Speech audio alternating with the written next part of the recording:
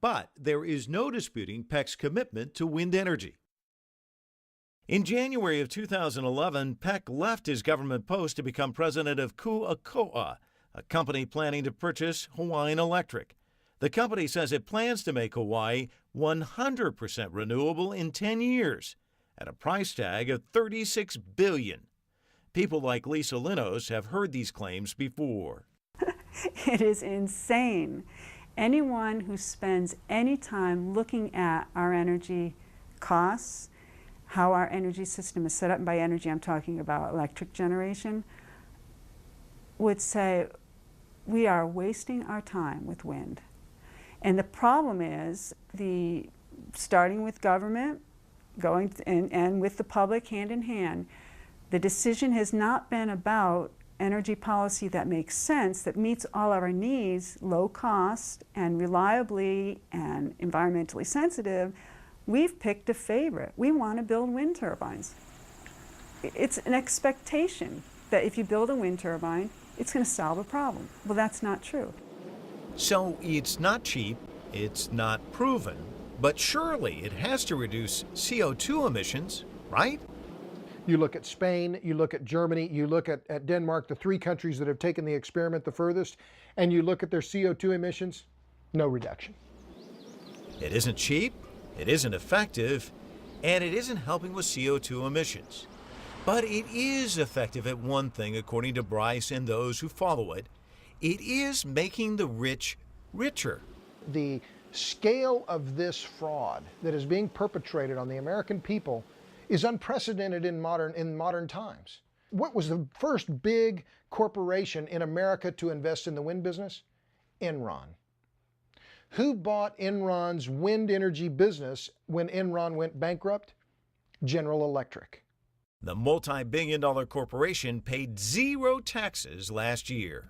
After deductions and adjustments, GE reported a negative 10.5% federal income tax rate and actually wound up with a tax benefit of almost $1 billion.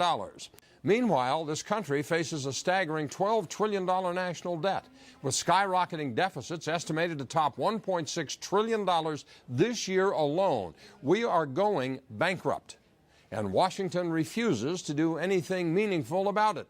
But don't worry, the big corporations are doing just fine. See, they own the politicians and they own the government, as evidenced by these kinds of tax liabilities. The big money in this business is being made by the big investment banks in New York and sophisticated investors who are seeing the ability to grab huge tax credits that are being offered by the federal government and cashing out on those tax credits.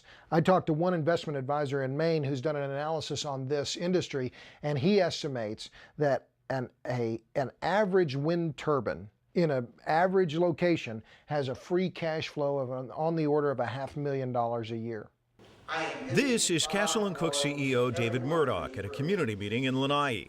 The billionaire will likely win with wind. The mainland developer lives in Los Angeles but owns 98% of the island. While Murdoch will benefit financially, residents will not. They won't even get any of the power produced by the turbines, which will be funneled off the island. Instead, they'll continue to get most of their electricity from this aging energy source placed here decades ago. They will join the rest of the taxpayers of Hawaii, though, in footing the bill for this wind experiment. Eventually, taxpayers could wise up. It's already happening in Europe, in countries like Spain. Faced with budget pressures and the high cost of the energy produced, they're now slashing subsidies and saving billions. Without government handouts, observers believe wind projects would be gone with the wind. Wind energy in particular, because it is an intermittent, unpredictable energy source, is not a source of generation that can stand on its own financially. No one would build a wind energy facility as a profit center. It's not going to make money for anyone. It's a loser. These are the rusting relics of the first rush to wind back in the 1980s. These skeletal remains of 37 turbines are on the Big Island of Hawaii. This is one of 5 abandoned sites in the state, so the choices are stark. And to the people of the island of Lāna'i, they are black and white.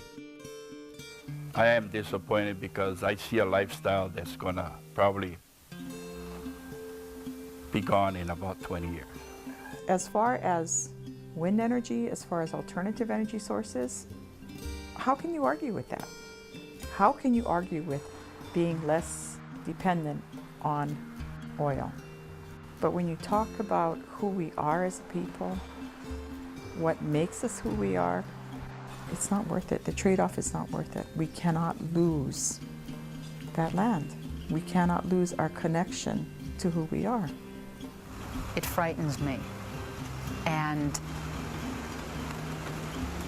I will have to leave. If that comes to fruition, I will have to leave. I always thought that I would be here until I die, but I could not bear to see this island change that dramatically, and that really saddens me. If they were to do something like this, it just couldn't be taken back.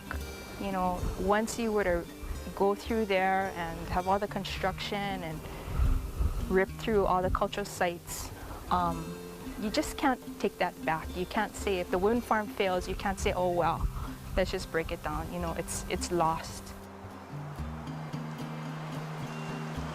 A lot of it is just about policy and money. It has to do with money.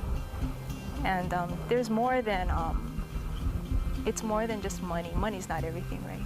The quality of your life, that's why we live here. It's the quality we have.